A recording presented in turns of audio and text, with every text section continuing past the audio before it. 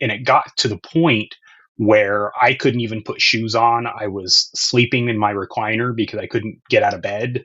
And I was wearing slippers to work and walking with a cane. And my rheumatologist did another test and they found lupus markers. Pretty much it was just accepted that that's the way it was supposed to be. You're supposed to get old and fat and broken. I'd kind of compromised. Like, I wasn't really in on the keto thing, but I had compromised. We were buying like low carb tortillas and keto bread and things like that. I think at that point already, our regular carb intake was probably lower than most people's. So we decided to give carnivore a try for 90 days.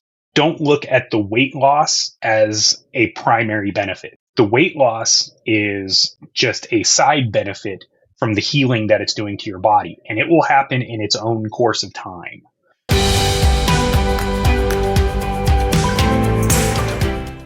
Hey folks, it's Dr. ShawnBaker here. Hey, if you or someone you love is suffering from chronic disease and you're tired of just managing symptoms with potions, pills, and procedures, I want you to check out Revero.com. Our team of dedicated professionals is committed to tackling the root cause of your issue and finally getting you healthy. Hurry up, though. Our spaces are filling up very quickly. All right, well, we'll get started here. So anyway, welcome. We have Mike with us, going to share a success story. Mike, you're in Vegas. Maybe just start telling us a little bit about yourself. Yeah, so I am an IT infrastructure manager. So I'm actually work from home, which makes this setup kind of nice. I was diagnosed with mixed connective tissue disorder nearly about 10 years ago now. And I was able within the last year to actually get off all of the medication that I was on for that and basically get rid of all the symptoms that I had. Well, that's good. That's a good thing. Well, tell mixed connective tissue disorder. It's kind of a nebulous sort of diagnosis.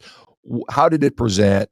How was it diagnosed? Tell us about the course of what you had over the years. Sure. So back in 2015, I was actually driving back to Washington, where I was living at the time, from Vegas, from the NASCAR race. And when I got home, I noticed that my right hand, like right inside here, had just really started to hurt. And I didn't really understand why, but I figured, okay, I just drove 18 hours in my car. It's probably something related to that. But it didn't go away. And it started getting worse and getting into my wrist. And so I went and I saw a chiropractor who took a look at it, couldn't really do anything for it. And I went to a GP and they referred me to a rheumatologist. And the rheumatologist did testing for, I think it was like the C-reactive protein and the ANA markers and all that stuff. And that was where they started the diagnosis of mixed connective tissue disorder, because she was seeing markers from various things of rheumatoid, of Sjogens, I think it's called. And then also I started getting Raynaud's symptoms in my hands, where my fingers would just start turning white and just being extremely cold. And this started progressing over the course of that year. And it got to the point where I couldn't even put shoes on. I was sleeping in my recliner because I couldn't get out of bed. And I was wearing slippers to work and walking with a cane and just using the cane for support. And she put me on Prednisone first and Methotrexate. And the Methotrexate was making me really sick all the time. And eventually she put me on to Enbrel, and that was able to control it for a number of years. That was just a once a week injection. And for a number of years that controlled it up until I moved to Vegas, and my rheumatologist did another test and they found lupus markers. And they were saying, once the lupus markers are there, you can't use Enbrel anymore. And so they transitioned me on to Rinvoq. And the Rheumatoid was so expensive that the insurance company actually wouldn't pay for a whole year of it. And so they left me in telling me I needed to get this, but giving me no way to do so. And so the last few months they put me back on Methotrexate after the Rinvoq ran out. And I continued to do that for a while, but it just made me so sick all the time. And that was actually when I started looking into carnivore, and where I started watching your videos. I watched stuff from Steak and Butter Gal and just going down the YouTube rabbit hole. And when I started seeing these success stories, it felt like maybe this is something I should try. All right, let me stop you there before we Sure. get into because the success part's the awesome part. But during this process, you're seeing a bunch of rheumatologists. You've got this crazy mixed connective tissue disorder. There's a rare autoimmune disease. These Raynaud's type symptoms, cold intolerance. You're losing ability to function. You're put on all these medications. Enbrel, one of the early biologics that was out there. That's not cheap alone. But then you get on to even the more expensive stuff as that starts to wear off and you start developing lupus markers. So you're getting multiple autoimmune type scenarios going on. At any point during this treatment period that you had over the years, discussions on lifestyle, nutrition, diet, any of those things ever come in? And if so, what did they discuss? No, actually, that was the surprising thing. And looking back on it, after learning more, I started looking back at those conversations, realized they never once asked me about diet. The only solutions I was ever provided were medication. And when you asked them, hey, why is this occurring? Did you get any kind of answer? Was it just, we don't know, bad luck, genetics? I mean, what was it? What was the thought on why it was occurring? Yeah, mostly I was told it's genetics, it's luck of the draw. There's nothing you can really do about it. Yeah, that's got to be somewhat disheartening, depressing, disempowering, correct? Absolutely, yeah. Because especially as I've been a guitar player my whole life, and all of a sudden I couldn't play guitar anymore because my fingers just wouldn't cooperate and they were swelling. It hurt to move my hands. Like doing something simple like this was just incredibly painful. It's got to be limiting. That's not to less to play the guitar, but just to live in life. I mean, buttoning shirts and opening things and using your hands in general. What had been your diet and lifestyle prior to and up to that point? Oh, it was pretty much the standard American diet, pizza, burgers, hamburger helper, whatever. And I didn't, I've never been an exercise guy. So that wasn't really a thing. And, working in IT, especially as I've worked my way up in IT, it's become even more sedentary job than it used to be. And so, at least when I was back on the help desk, you're still getting up from your desk, running around and helping people. But as I've gone farther in my career, it's become more sedentary as I've been working on servers and things like that, where all of the infrastructure and things that I'm working on are all just right at my desk. And I'm not out and about helping the users like I used to be. And so that, it was pretty much all the standard stuff. And I had gained, a significant amount of weight over the years since getting out of the Air Force. And pretty much it was just accepted that that's the way it was supposed to be. You're supposed to get old and fat and broken. I would assume this lack of function, you said having trouble walking even, had to have a toll on your mental health. Is that fair to say? Absolutely. I mean, that was probably the worst, is realizing that all of a sudden I can't do even the most basic things that I used to be able to do. And where it was even just picking things up and moving a box or something like that would be just incredibly painful. And to the point where I'm looking for those little, the slot things that you put under the counter to open a jar, because I can't get the grip strength to open a jar. And that it really starts getting to you, and it really does put you into a depression. Did you, I mean, were you able to still work like full time and everything with all this stuff going on? Yeah, thankfully I was. I was at the time commuting to my office on the bus. And luckily the buses, at least at that time, were very nice in the Seattle area. So I was commuting into Bellevue, and my office was right near the bus station in the middle of Bellevue. So there wasn't much of a walk. And, I got a lot of support from my office. They were very accommodating for me, which, was great. But it did slow me down significantly. Yeah, I live about 20 minutes from Bellevue, so I know the area very quite well. So I'm in Snohomish, so you're probably familiar with that. Oh yeah, absolutely. So, do you have family that you live with, or you have wife, kids, or anything like that? Or? My daughter was living with me at the time, Okay. and it was just me and her. Okay. And she's told me a lot that, that was really distressing to her to see me going through that as well. Sure, of course, yeah. And so, okay, so you had, How much was the Rinvoq costing, by the way, just out of curiosity? I believe it was 5,000 a month. Yeah, that's not cheap. Yeah. Yeah. That's, let's say over a year, that's 60K a year. That's pretty dang expensive. Yeah. And the insurance stopped paying for it in August and said no so more for the year. You're on the hook for another $3,000 or something, like $4,000 or something, like $3,000. Yeah. It gets pricey.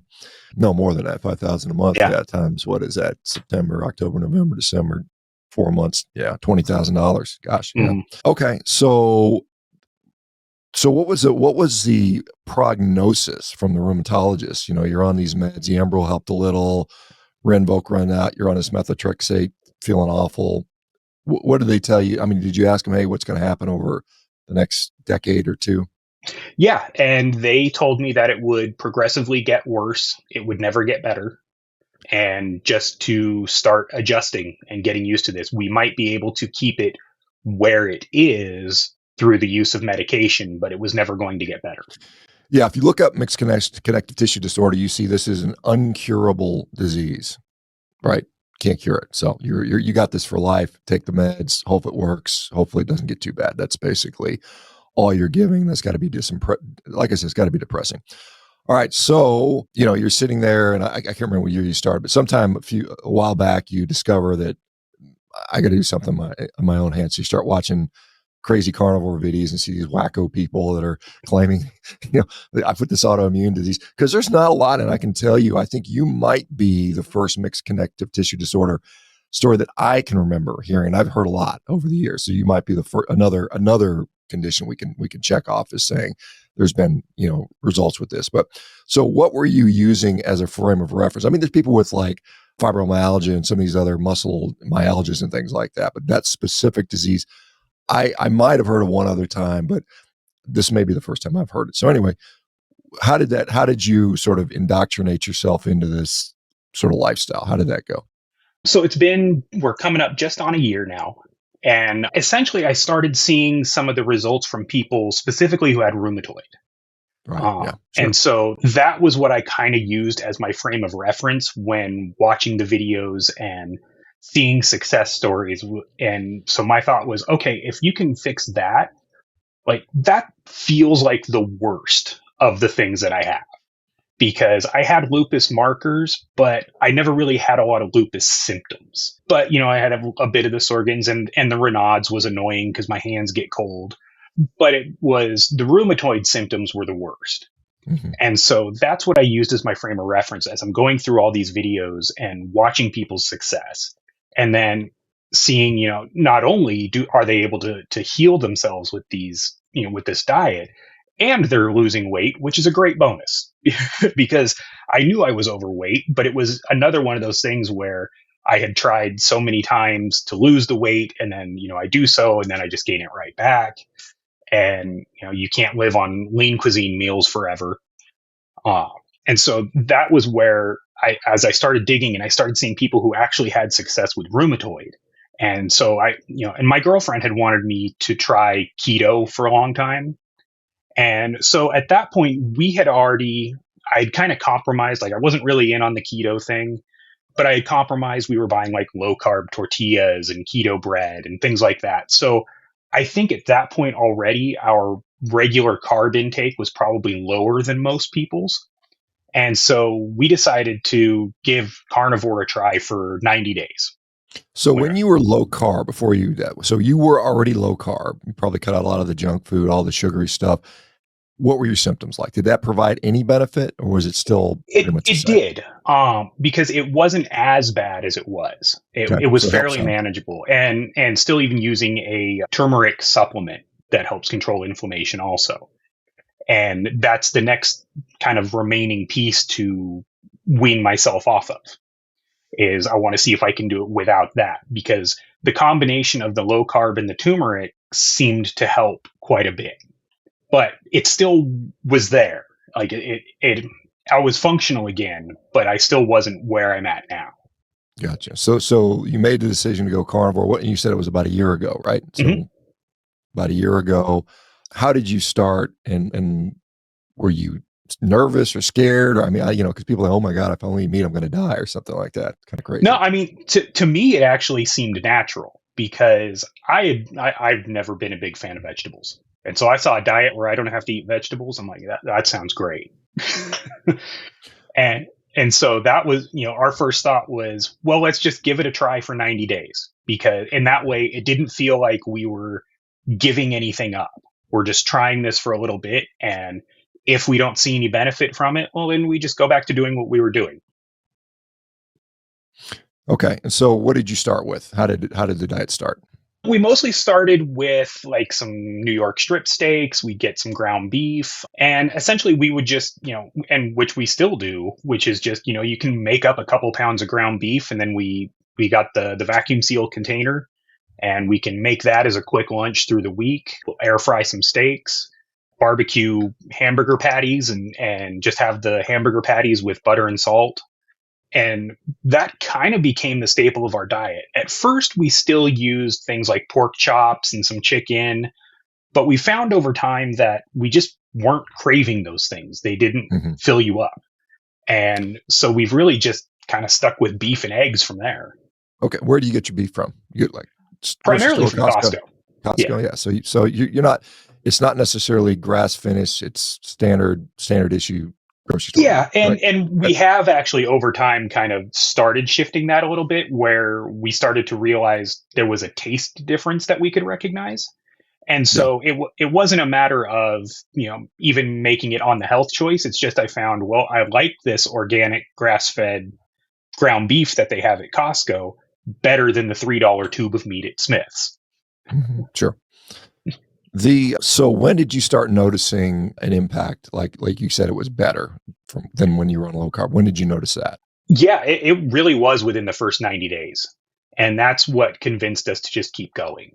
Because within that first 90 days, we started realizing, how much better we felt after the first couple weeks of adjusting to it.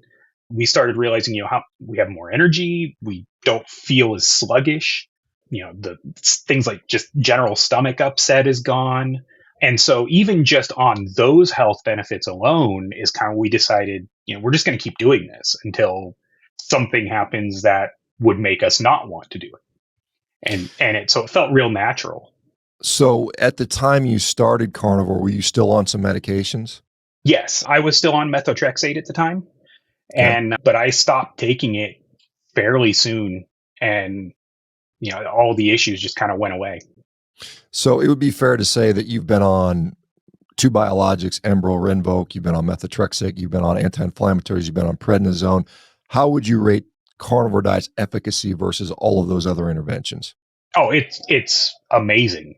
I mean, just being able to fix all of these symptoms just by having a ribeye every night, like, that's pretty great.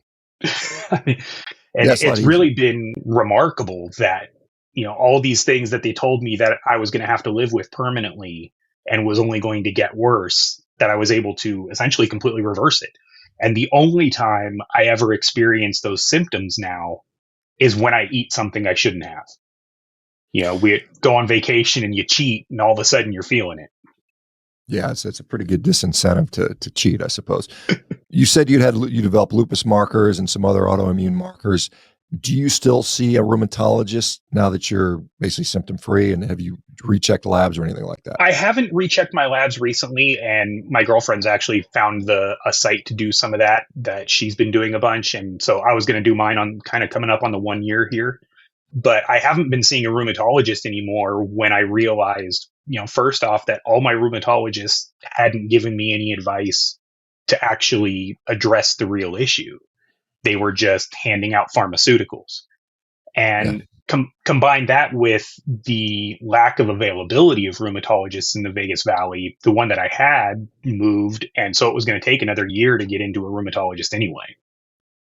Okay, fair enough. Yeah, I mean, like I said, if you had the same one, it'd be interesting to come back and say, hey, look, man, I'm symptom-free without drugs, and kind of blow their mind, because, it sounds like they tell you you're going to have this the rest of your life and take these drugs. Obviously, the labs are kind of interesting from an academic perspective, but I mean, you're symptom-free. It's like, I don't care at this point, because, you got your quality of life back, which is enormous. So symptoms completely gone, no more mixed connective tissue disorder from your perspective. You're off all medications. Life is a lot better.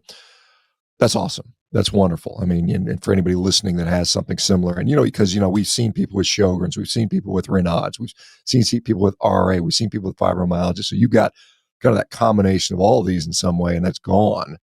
Awesome. Another autoimmune win, which I think is just tremendous.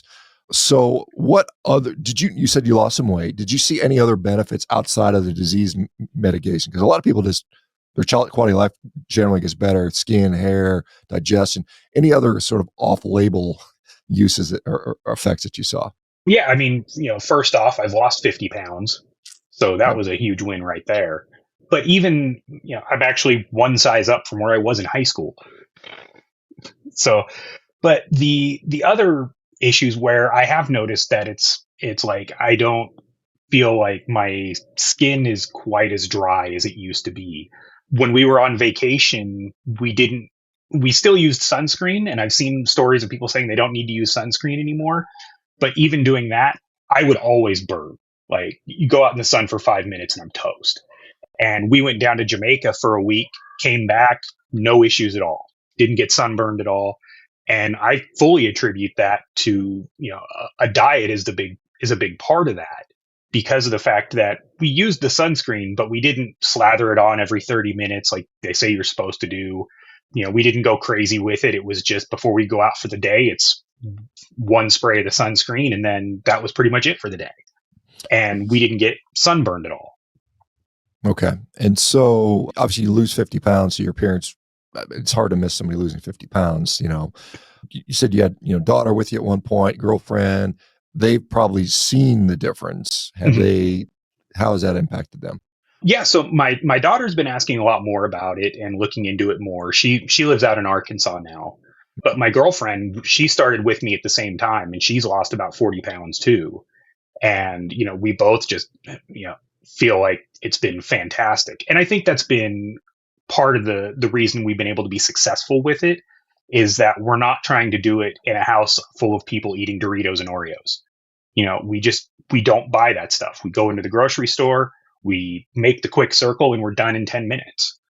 And, that I think can be key to success. And I think a lot of people struggle there because of the fact that you're surrounded by people who aren't doing it.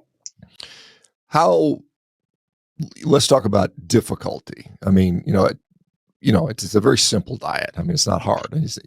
I mean, how much has that been easy for you to follow, easy to stick with? A lot of people say it's unsustainable. This is cute and nice, and temporarily you're going to get sick long-term, and it's unsustainable. Thoughts on those comments? We have been extremely happy with it. We're lucky that neither one of us really suffers from palate fatigue that I hear about from other people. I can eat a ribeye or a burger every night and it doesn't bother me. And it's actually really simple. We love getting the thin cut ribeyes from Costco because we can throw them in the air fryer. They're done in 8 minutes. And so it's an incredibly simple diet. We can cook up the ground beef on Sunday and then put it in, cook up 3 or 4 pounds of it. We have it all for lunches, make some burgers for lunches.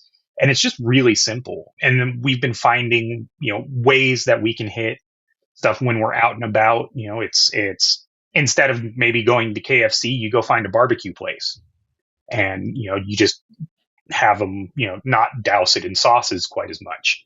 Or you go to Wendy's and get some burger patties. We can feed ourselves for $7 at Wendy's on burger patties.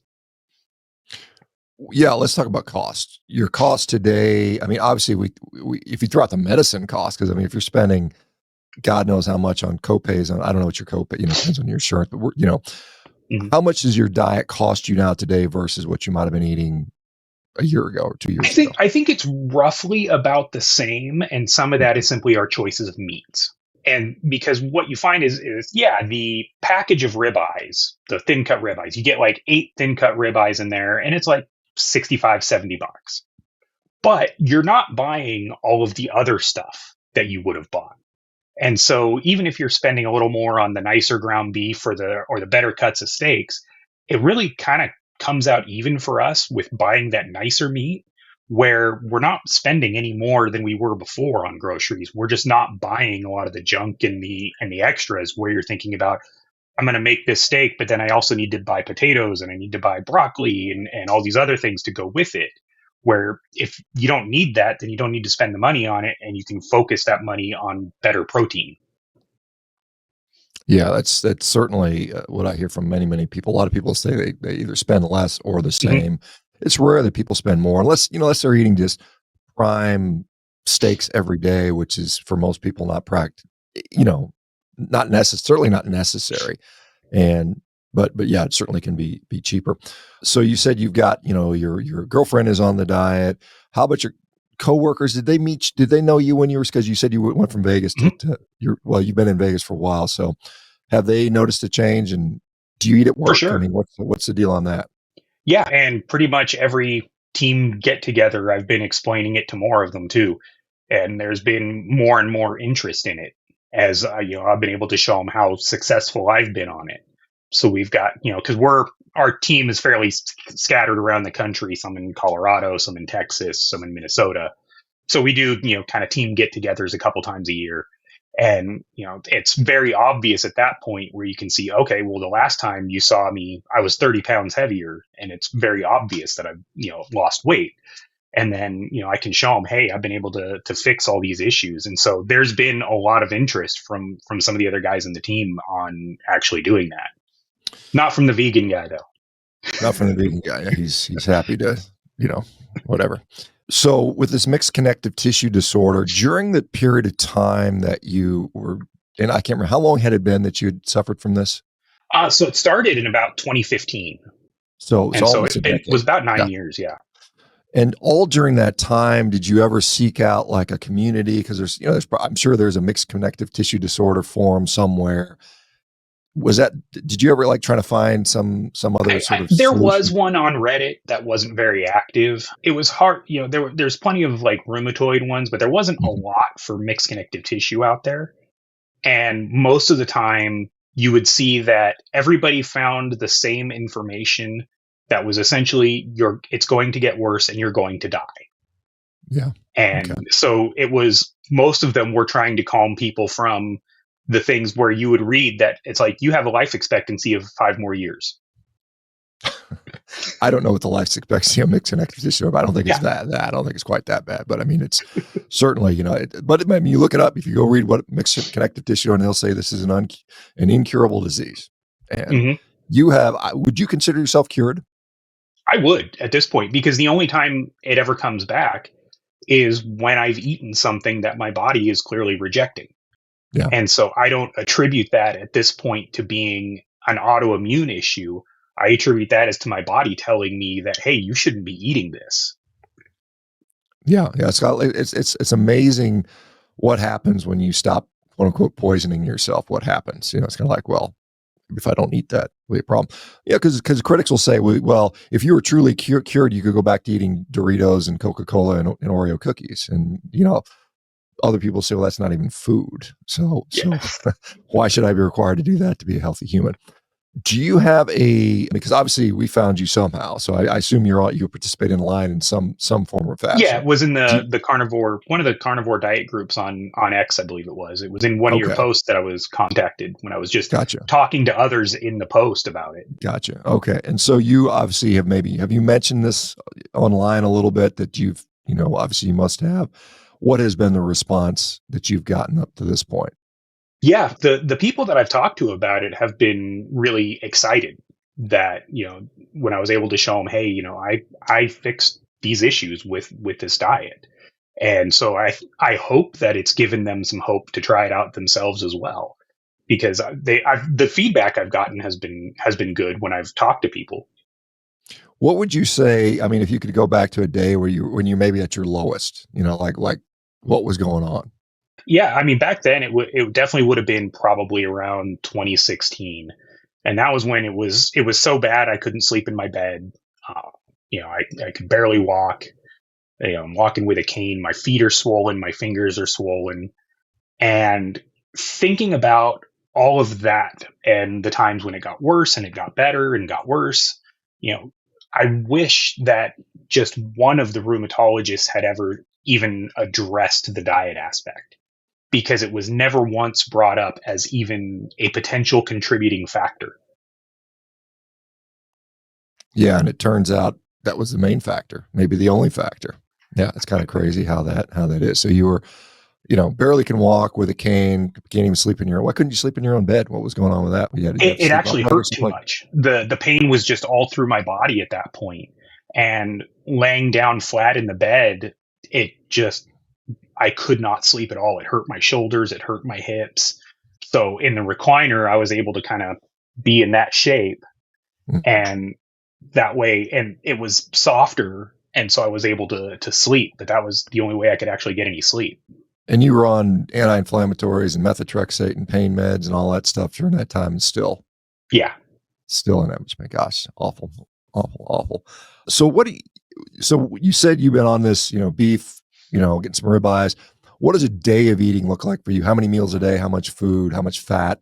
What's that look like? Yeah, so I do 3 meals a day, but they're generally not huge. I usually start in the morning with 2 pieces of sausage, and it's mostly just because they're quick and easy.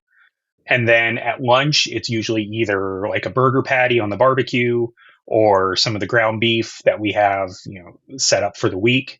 Occasionally, I'll spice it up with some Primal Kitchen ketchup, just to give it a little zazz, but not all the time. Usually, it's just with the beef, it's just butter and salt, and we get the good Redmond salt. And then at night, we'll usually do like the thin cut ribeyes and put those in the air fryer for 8 minutes. And so, that's probably between the burgers, ground beef, and the ribeyes. That's where most of the fat comes from with the added butter. Occasionally have some snacks of, some of the little Tillamook cheddar cheeses if you just want something as a little snack. And then I do get some for the days like yesterday, where I had a whopping 10-minute lunch with everything going on. We do keep some steak strips that we get from Costco around. And it's interesting what I found because, obviously the store-bought jerkies and steak strips and things, they still sometimes have stuff that you don't want in them. But it's been interesting because I've been discovering that there are specific brands that trigger me and that trigger the feelings versus others. And so I had 2 different brands, and the steak strips are fine. I think they've probably got a little bit of sugar in them, but it's not a crazy amount. But then I had another brand of jerky and something in it. And then I looked at the ingredients, and there was some form of corn ingredient that was in it. And it was, all of a sudden, all the symptoms started coming back. And I started feeling awful. And I was like, throw those out. Yeah, interesting. And it's interesting how sensitive some people can be to these ingredients that are in everything in many cases. So so it sounds like you're eating 1.5 to 2 pounds of food a day. Is that about right? Yeah, that's probably about right. And what do you weigh right now? I'm at 172. 172. And that's down from 225 when I started. 225. Yeah. So you got to feel better just without the weight, for sure. Oh, it's amazing. Do you think that the resolution of your symptoms are just down to weight loss? No, because I had, more weight at the time too, but even during this period, like back in 2020, I had worked because I'd gotten back up into that 220 range. And so I had done a bunch of work to get the weight down, and I was back down to about 175. But that was the same weight as now, and you weren't better. And I was not better. So it wasn't just weight. Yeah. Yeah. And that was doing the exercise, the counting calories, lean cuisine meals, all that kind of stuff that is totally unsustainable. Why do you say it's unsustainable? I mean, you can't really just realistically eat that way because you're doing the calorie restriction, but it's not in a natural way. I find on this, I'm probably eating maybe the same amount of calories, but I don't feel like I'm starving to death all the time. Yeah, and it's a better satiation. Exactly. Yeah. And so you're eating these little tiny meals, but they're half carbs. And so you're hungry again in an hour, and you just feel like you're starving all the time, and you can't keep eating like that forever. So would you say in your particular situation, carbohydrates increase your appetite? Absolutely. Yeah, I'm the same way. I can tell you for sure. It's like that's why I don't eat them, And because it's like I would eat the whole house, and I've done that exactly. And before. that's where we've found too that the only time we really get those cravings is if we haven't eaten enough. And like when we were walking through Costco the other night, it was neither one of us had had dinner yet. We just needed to get over there and get it done. And we're walking through, and all of a sudden, everything smells amazing, and you just want to consume everything. But as soon as you eat a good ribeye, you're fine. Like you can walk past the Oreos and the chips and stuff, and they don't matter. Yeah, yeah, that's a fair point. You're leaner. Your normal body weight now. You're probably BMI's in the healthy range. I suspect, because you said you hadn't taken any labs, that you're probably going to find that your cholesterol is elevated. Possibly, I mean that could be the case. Given that that's the case, and some people would argue that, well, then you're clearly at higher risk for heart disease. Whether that's true or not is debatable, certainly. But given the quality of life you had prior to, is that theoretical increased risk of heart disease worth it to you? Oh, I mean, absolutely. It's a no brainer to me. If I died 3 years early, but I was able to live my life, then I mean, it's not even a choice to me.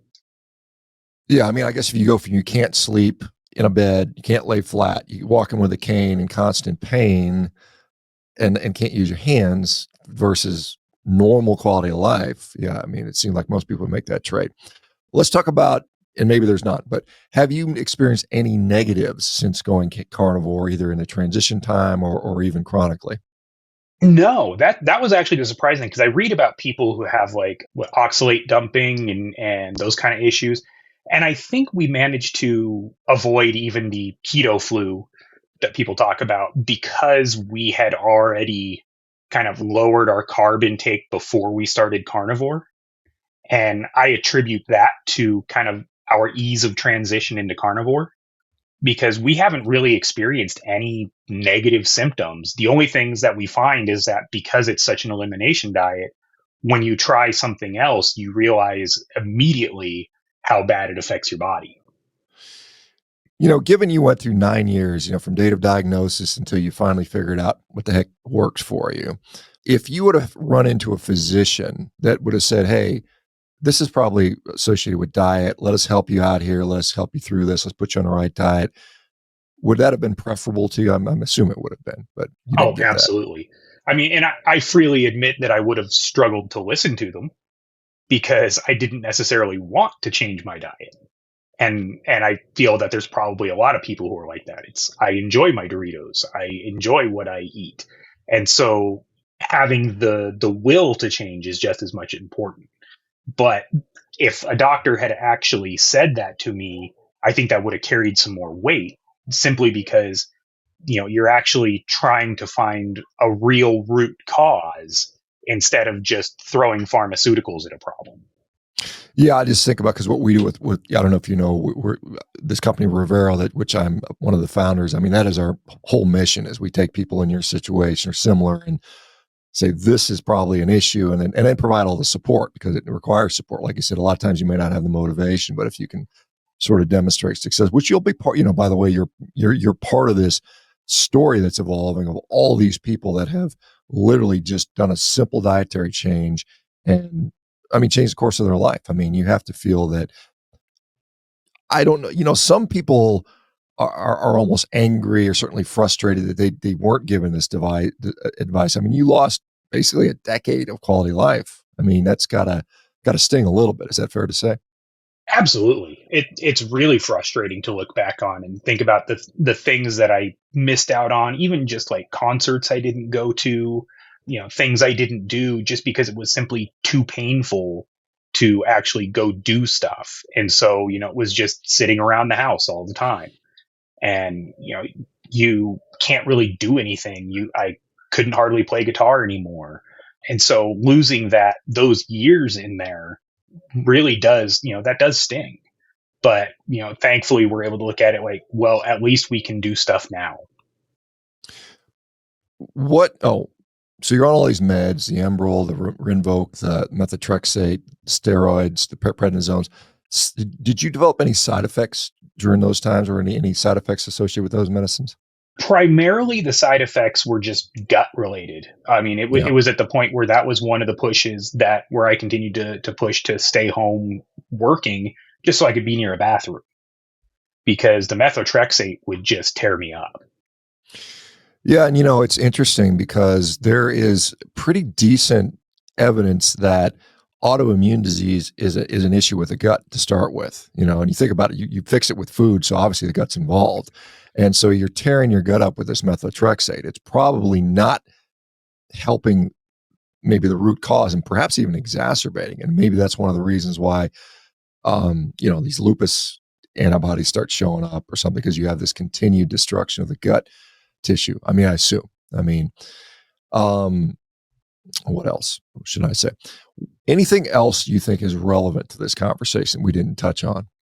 Yeah, I think I would definitely recommend to a lot of people if you have the opportunity to ease into it, if you're interested in it, try that. Start if you're on a standard diet, start with the simple things like the low carb tortillas, the low carb breads.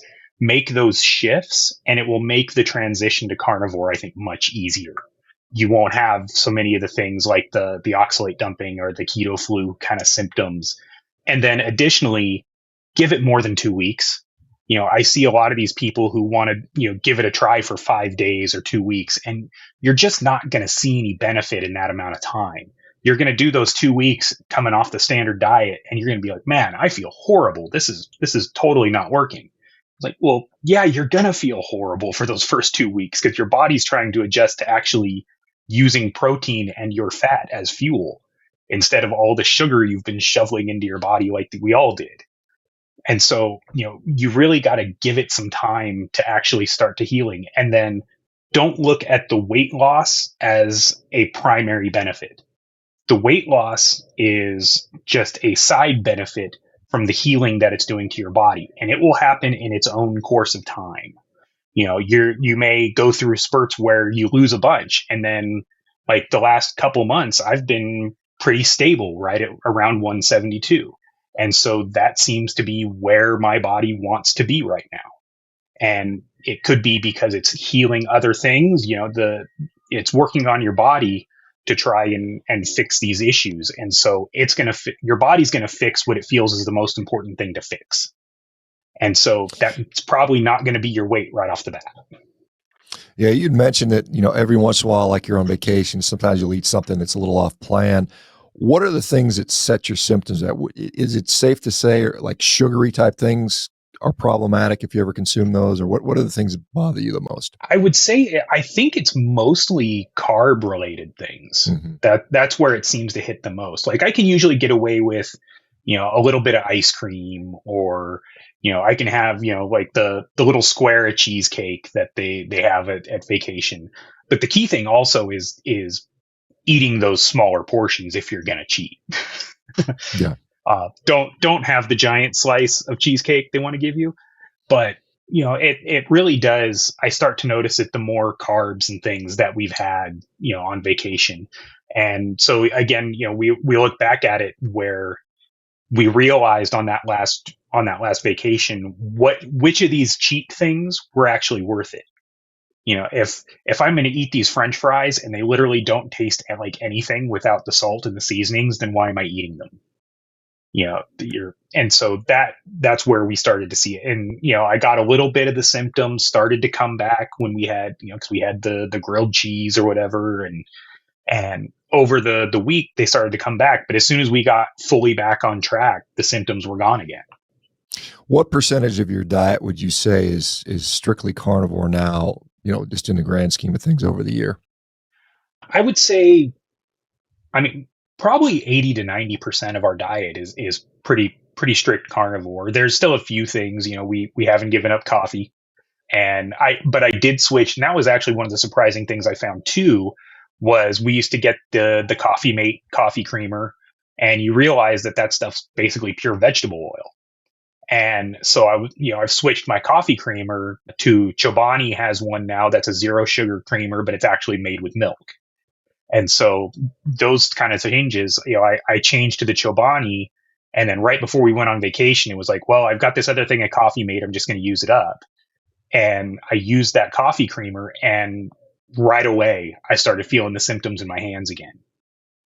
And so hitting the seed oils seems to be a big one. Yeah, I know. It's kind of, I'm just having a thought in my mind. I just think when I think about the specialty of rheumatology, I mean, I think literally a rheumatologist could be replaced with a butcher for probably about 95% of the stuff they do. It's crazy as that sounds, but that's probably, there's probably a lot of truth in that. So you've been doing it for a year. Do you anticipate that this is something that you'll do over the long haul? Yeah, we've really been looking at it, and we've had conversations about that there is no way that I want to go back to feeling the way that I felt just so I can have an Oreo or just so I can eat broccoli. Like, that just sounds horrible. Why would I want to do that? And it was interesting too, because we started having a discussion the other night about kids' reactions to vegetables. And, kids generally don't want to eat their vegetables. They get sick. They don't want this thing. And we started thinking back that maybe there's a reason for that. We trained ourselves to eat some of these things over time because we're told they're healthy. But maybe when you're a kid, your body's telling you that you probably shouldn't be eating this because it's not good for you. And they're not used to it, so it makes them sick. It was just kind of a little thought we were having about that. Yeah, I mean, kids, I mean, it's hard. I mean, I remember my kids, and I would, you got to eat your broccoli before you can have this or that. Make sure you finish your broccoli. I was kind of pushing them, and then all of a sudden, I was like, they don't eat that stuff, and they were happy. I got to tell you, there's very few kids that like really like vegetables. I mean, there's a few kind of odd ones out that maybe they just, for whatever reason, it seems like I think it's more women that like vegetables than men for some reason. Not sure why. It might have been, you think about it, if you go back into an evolutionary model, it might have been that the men were the hunters and the women were the gatherers. And maybe that was just, there's some of that. Who knows? It could be that. Could be. Women certainly are pressured to be small and thin and eat a lot of salad. And that's just part of the consciousness, the social consciousness that we have. And so maybe there's some of that just underlying that. But anyway, well, this is awesome. This is interesting. So we'll add mixed connective tissue disorder to our list of things that Carnivore has been helpful with. So wonderful for that. Thank you for sharing that, Mike. This is going to help people. Awesome. So thanks for being here. Appreciate it. Thank you. All right, Mike, I'm going to hit